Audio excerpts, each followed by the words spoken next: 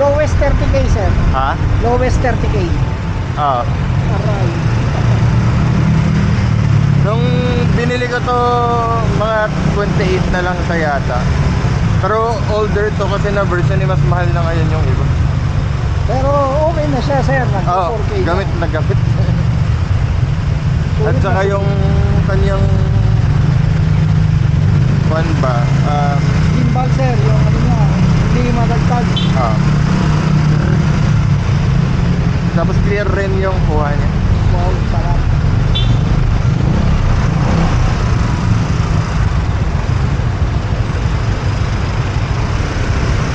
Isipin mo, pag tinaas mo ng ganyan yan, kuha yung buong kami, kukuha ata. Kung 360 kuha lahat ng ano natin Oo. sir. Pakitikod ko. Hindi ko sa ginagawa, napapakita. Wala akong ganito.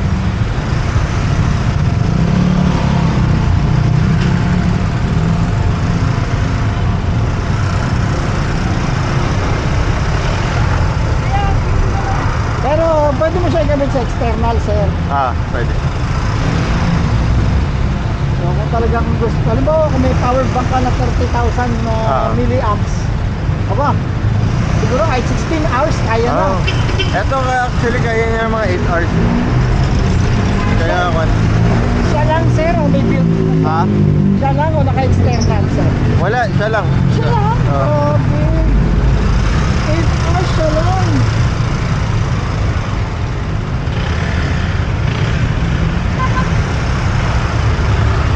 Sige sir, pag yumaman ka ha, huwag mo akong kalimutan ha. Layo-layo. Hindi naman masama sir. Ito ba? Oo kuya, pinagsawaan ko lang sa inyo. Sa amin ngayon, sa panahon namin, kailangan yun. Pinakikid na hold up kami. Totoo. Okay, matuhog ako, at least viral.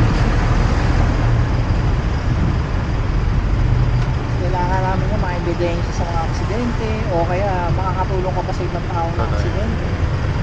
Nakailang beses na rin akong nakasakay sa May involved na actually, may na involved. nagbibideo ako tapos like may mababangga. Pero kasalanan naman kasi ng yung biglaan lang dadaan. Yes sir. So nai-involved. Ako kung kakapon ka nakasakay, dapat ilang beses ka makakita sa akin sa sunod pa.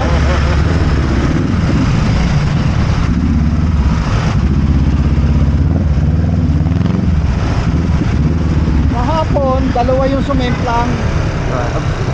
Kahapon, dalawa. Yung isa nasa Buendia. Okay mismo, head to head. Ayun. Hindi ko malaman. Pagtawid namin na Makati, takbo doon, doon ang distance. Bumaliktad na siya. Ay, grabe. Parang nakita ko yung right foot niya, nakaipit doon sa motor, parang na-dislocate. Parang sakit. Kaya umuulan pa noon. Tapos nung kinagabihan naman sa Osmeña Highway, sa atin Osmeña Highway going to Makati, Buendia, via Osmeña Highway doon sa corner ng Arnaiz. May mga lubak-lubak, may mga aksidente nangyari. So nagkaroon yung debris, mga plastic debris. Tapos may konting gas. Yung dumaan sa aking aero, natapakan niya yung gas, natapakan niya yung plastic. Tapos may turn left niya, sumampa yung motor doon, dulas, baliktad siya. Tapos kahapon naman, sa may area ng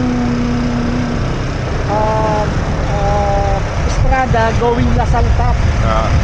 Lasal Top, Estrada Avenue, pag lumabas ka, eksakto yan, Lasal yan. May traffic light yan. Then pagtawid namin doon, yung move it, saka yung babaeng lady rider, nagsalpukan. Grabe. So hindi na iwasan ng inaway-away ng Uber driver yung lady rider. Pero masaklap yun, may pasahero siya. So galit sa kanya yung pasahero niya. Ayun lang. May tama yung pasahero, may gasgas yung pasahero niya sa legs. Tapos masakit ang hita.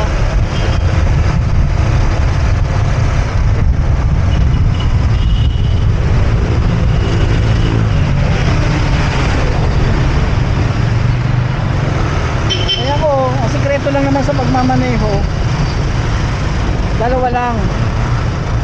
Una,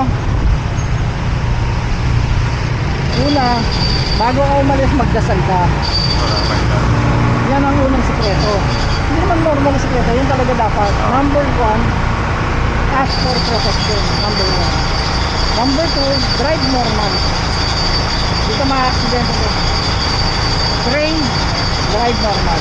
Pray, drive normal. After mo pray, pasalamat ka. Arrive safe. Basic. Oo.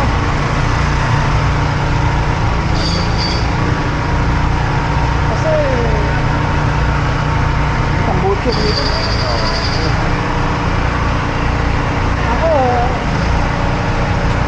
kahit na mataas ang experience ko dahil 46 years old na ako. Simula 46 years old na ako, nagdadrive ako before ng taxi, hindi pa uso yung ano. Marami na rin ako experience. Kaya sa dami ng aking nag-experience, sa dami kong nakita aksidente sa kalsada, lalo kung iba yung nag-iingat kasi may pamilya akong inubuyan, pinapakain ako mga anak. Kaya since noon, dahil nga transportation ng hanap buhay ko talaga, literally, Hindi mo rin makakontrol yung mga other na drivers kahit gaano ka.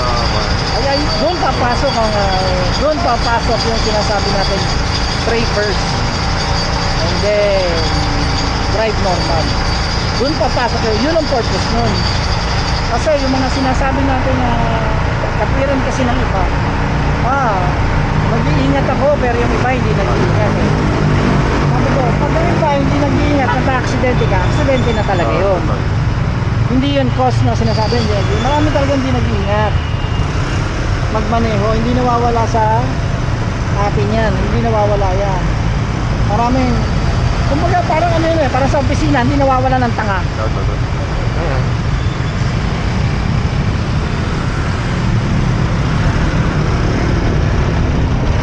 Sabi nga sa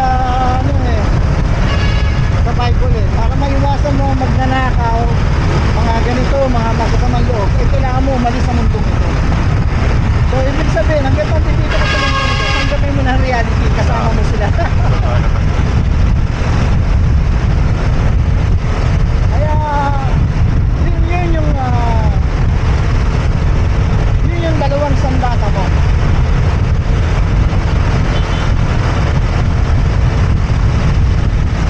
Kumbaga, huwag ka magtiwala daw sa tao eh. Magtiwala ka sa Diyos. So, kahit sa sarili mo, huwag ka magtiwala sa sarili mo, magtiwala ka sa Panginoon. Sure.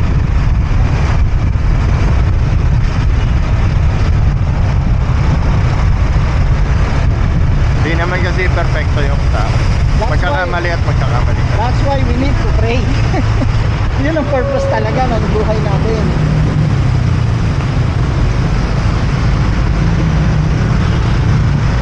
It's a must. Before you work, pray. Out. Pagkatapos na, thank you for praying. Thank you Allah for saving me.